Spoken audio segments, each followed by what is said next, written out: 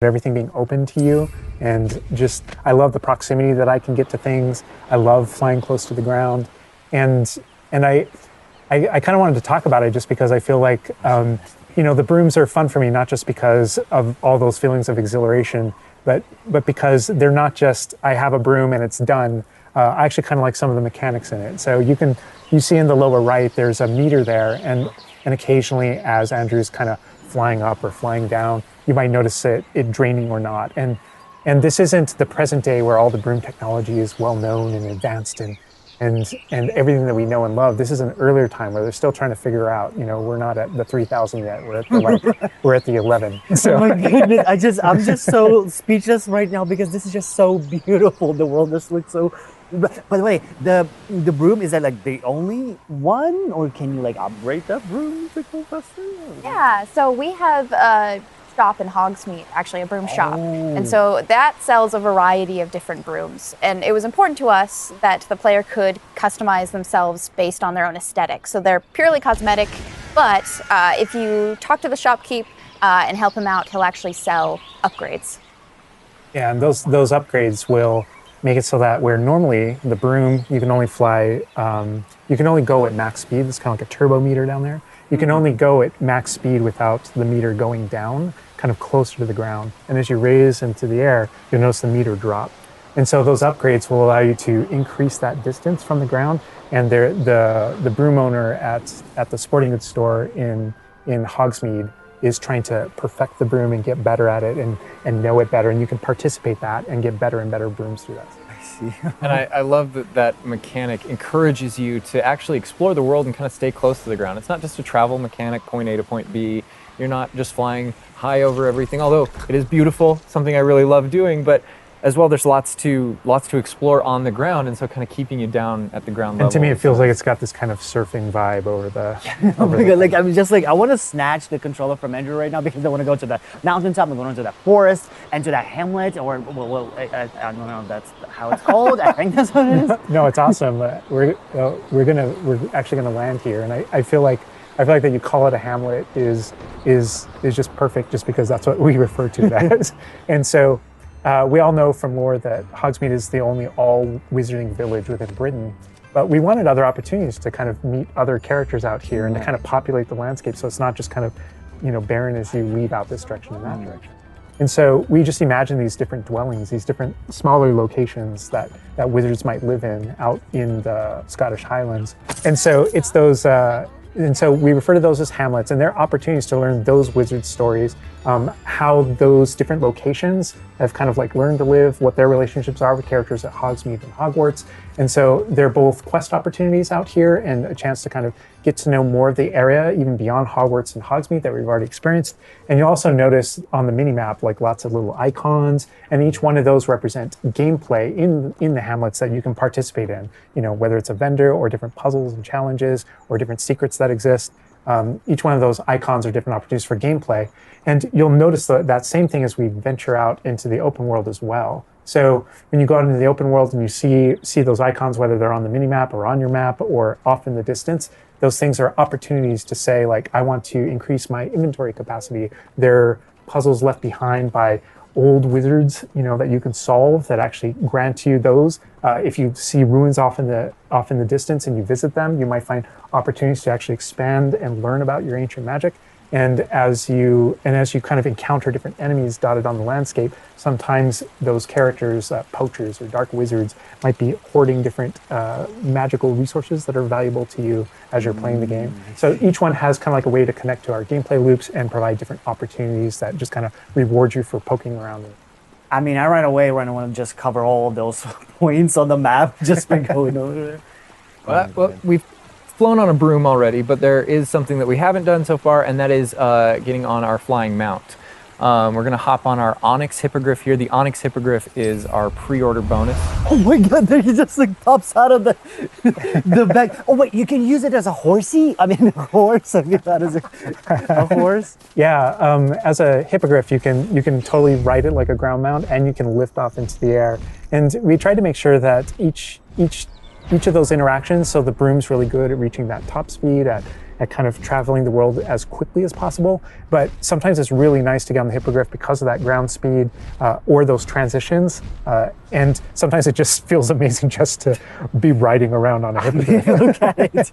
Yeah, it really is kind of like, I don't know, it's a great feeling being on it. And it's a great feeling managing those transitions, kind of going from run to fly and just being able to go wherever you want. And we tried to make sure that each one of these things that you can interact with have a unique identity and a reason for being.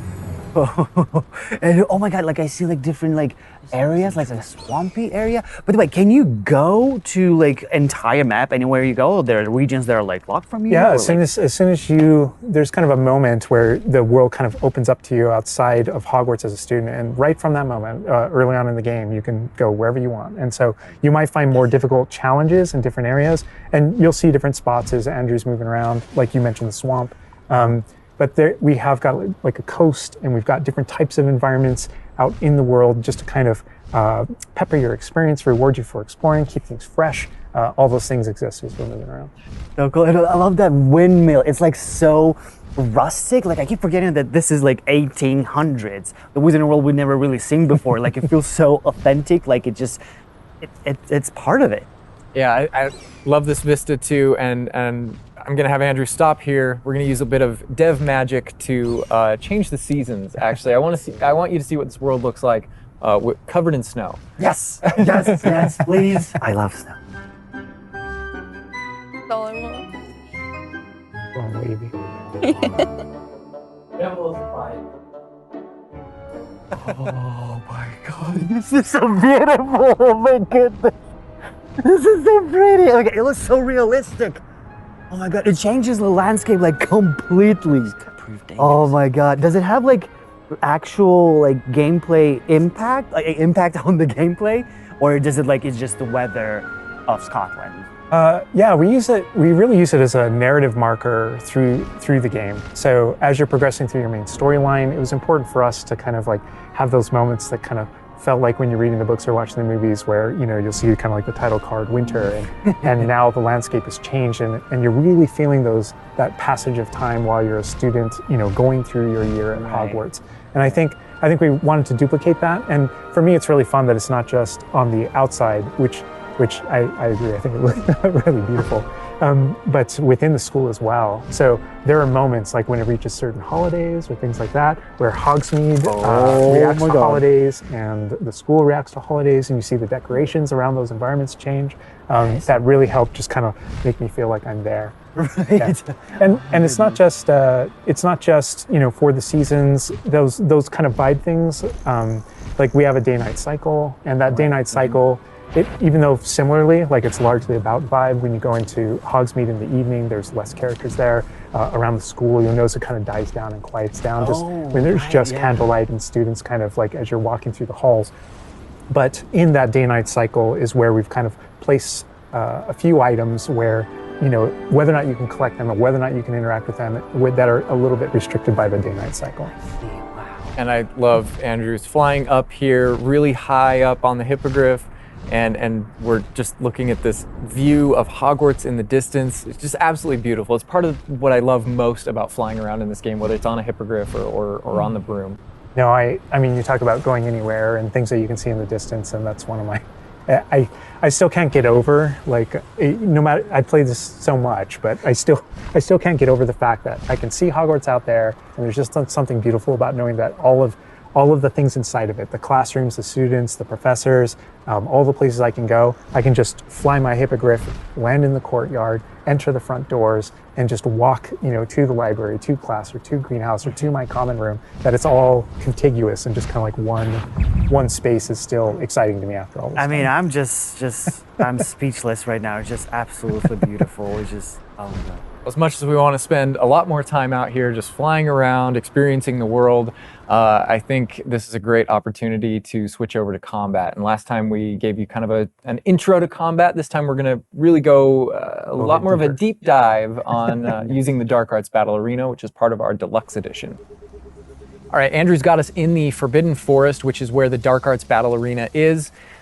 Which is part of the Deluxe and Digital Deluxe Edition. I love the way that the Dark Arts Battle Arena is actually part of the world. It's integrated into the world, so your experience is more immersive than just choosing an option from the main menu of the game or something like that. A reason to go to the Forbidden Forest. Exactly. There are many reasons to go to the Forbidden Forest, but he's also wearing the Dark Arts cosmetic set, and here he's pulling out the Thestral, which is Oh my god. part of that Dark Arts pack from the Deluxe and Digital Deluxe edition. So we're going full Dark Arts here.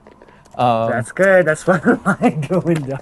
But I like this this battle arena. It is a great place to show off really combat in a big way, because it unlocks some interesting abilities for you and allows you to really play around with combat in a deep way. And is this like the only arena like this in the game where you can like practice? And Yeah, do- so in the base game, we have 2 combat arenas normally, and so everyone has access to those. And each of the combat arenas are an opportunity to kind of just go through a difficult combat challenge, fight through multiple waves, in order to earn a different cosmetic for your character and add that to your collection. In the case of that's no different than the Dark Arts battle arena. That's also true, the combat arena. But one of the things that we're excited about in the Dark Arts battle arena that people can do is you come in preloaded with different abilities. So the unforgivable curses are something that everyone's going to have access to through the base game and going to be able to earn, and they can make choices in order to kind of like add that to their repertoire, and they can also commit to that down with certain talents and things like that. When you play the Dark Arts Combat Arena, you actually have access to all those things as kind of like a way to test them all. And so it's a chance to kind of like tour and play with the Dark Arts and decide whether or not that is a path that you kind of want to go down. But yeah, everyone has the same ability to explore the Dark Arts. This is just kind of like a way of previewing. And again, a great place for us to show off combat in general. So I think we're gonna jump in here. Andrew's gonna start battling, and we can start talking about everything you're seeing on the screen. All right. Oh, they just about the cadavers right away. Oh my god. We're starting off strong. Oh my god. Starting off strong. Was that Kujio? Oh my god. That's so cool. Yeah, so that you'll notice right away, like when we used Avada Kedavra, that guy's health bar went from instant to 0, and we really are trying to honor the way Avada Kedavra works in the game, even in some pretty extreme situations. You'll notice that like the meter takes up a lot longer to Yeah, a little kind of cooldown. build up as a way to kind of deal with its extreme power, just so that it's still fun to use. And then there's some ways that we'll probably talk about to adjust that. But I don't know. I don't know if there are things on the screen that you just have questions about. Well, like I see like little blue things pop up from Yeah. the enemies. Also, before like that sign, well, it's like, so in the community we call it the ancient magic sign. I don't know if that's how it's called Yeah. in the game. So the community is astute. So on the development side and in player facing in the game, we reference that as your ancient magic meter. Oh, so it is ancient magic. That is, yeah. So as your abilities in the game keep growing and you become exposed to some of the secrets about your own kind of mystery and your own abilities, you start unlocking new powers. So one of those powers, you'll see the R1 button appearing throughout the game. That's an ancient magic throw, we call it, that allows you to kind of like draw an object to you and fling it at an enemy. Okay. But whenever you see the R1 or the L1 plus R1 appear over somebody's head, that's an ability to cast a very devastating and powerful ancient magic spell to do a ton of damage against the character. I see. And the way that manifests itself depends on the type of enemy that you're fighting. And you'll see a wide variety of enemies in here that are pressuring the player in different ways. You'll notice there's abilities that kind of bubble up under the player as he's fighting that force him to move. And there's different ways that we want the player to kind of move around on the battlefield. And that's actually a good link to the ancient magic meter in general. And the reason why I say that is because as you're doing different things in combat, you're Portegoing and you're doing different abilities and you can kind of spec into it with your talents, there are different ways to get that meter to build faster and faster. But one of the most effective base ways to build up that meter fast, that way you can launch these devastating attacks whenever you want to, is to actually perform combos. So you see that combo appearing, and it's almost like your emotions are building up, and then basically that builds up enough that you can attack someone. But as the combo meter builds up, at some point you strike someone and a piece of their magic kind of falls out of them. You'll see these blue orbs in the game world, and there's something that only you can see in the narrative, in the world. And it's another reason to move around on the battlefield. If you can go up and collect those things and suck them in, they give big jumps to that ancient magic meter as we're playing. We're talking a lot about spells and magic here, but I think there's another huge component of combat, and that is the tools that you can bring to combat as well to kind of change the way you play. And I think Mackenzie knows a lot about what's going on with the plants and potions. And so the tools are really interesting because they're basically like a prior investment. So you can bring the potions and the plants that you grow in the room of requirement to combat to essentially kind of help you defeat enemies a lot quicker and more efficiently. So some of the tools that you'll see here are like the rock skin potion. So that is something that basically covers your skin in this like rocky material that reduces the incoming damage that you're receiving. So against big enemies, hard-hitting enemies like trolls, that's super helpful. Oh my god, she's just destroying. The troll just collapsed from one of the cadavers. Obviously, we have the Wiggenweld potion as well, which increases your health.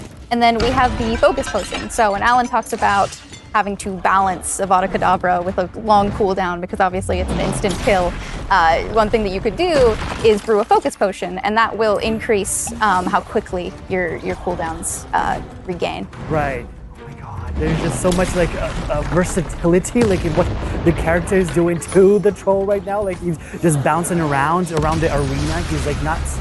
And the troll makes him move around too, looks like. Mm-hmm. And I love that our plants are violent. Yes, and so that's like when we're talking about the setup of the arena, you also have plants that you can fight with. And so we have things like the venomous tentacula that you can put down, and it acts like a turret, and it just kind of shoots enemies around the battlefield. That is so cool. This is like a truly like Hufflepuffian way to approach the battle. Exactly. Yes. No, that was super important to us, that there were these like multiple ways. And so you can see there's a ton of different things that you can use. The mandrake is one, so you can pull it out and it stuns with its like piercing cry these enemies in a radius.